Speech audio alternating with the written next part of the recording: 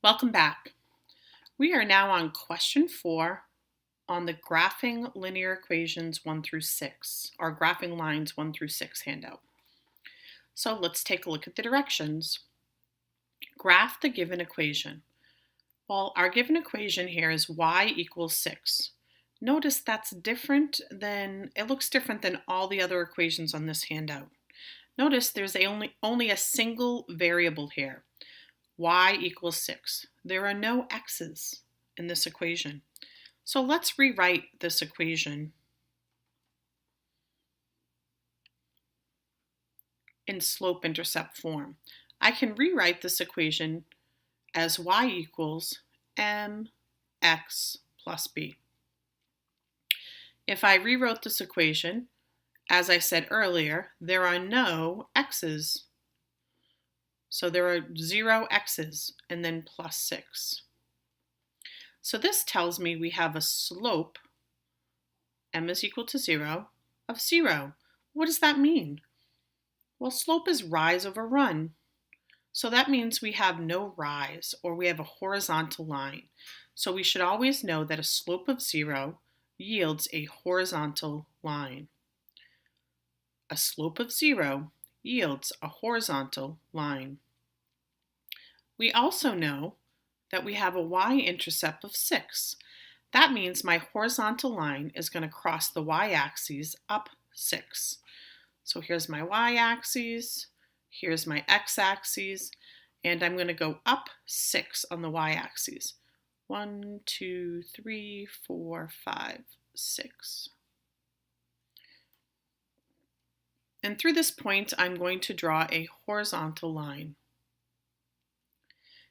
This is the graph of y equal to 6.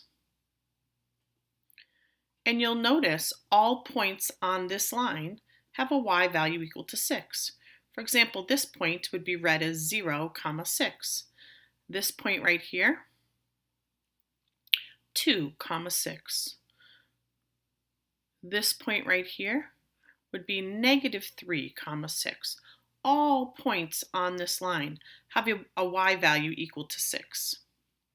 And notice when you look at this line, it is a horizontal line.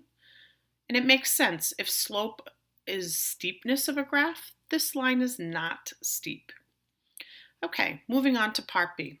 Graph a line parallel to the given equation. Well, the only type of line that would be parallel to a horizontal line is another horizontal line. Again, for this activity, we can choose to put that horizontal line anywhere on this graph.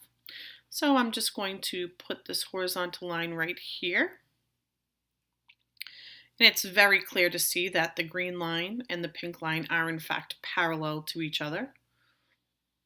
Well, what would be the equation of this horizontal line? Well, this horizontal line is up 2 from the origin. So here you would see 0, 2 is on my horizontal line.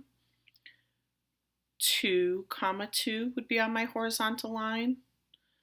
Negative 3, 2 would be on my horizontal line. So the equation of this horizontal line is y is equal to 2. And it's very simple to see that y equal to 6 is parallel, and this is the symbol for parallel, to y equal to 2. Because horizontal lines are parallel to each other. Okay, so I graphed my parallel line. I wrote its equation. I'm now on part D. Graph a line perpendicular to the given equation. Well, the only type of line that would be perpendicular to a horizontal line is a vertical line. And again, for this activity, we can draw that vertical line anywhere we want. So I'm going to draw my vertical line right here.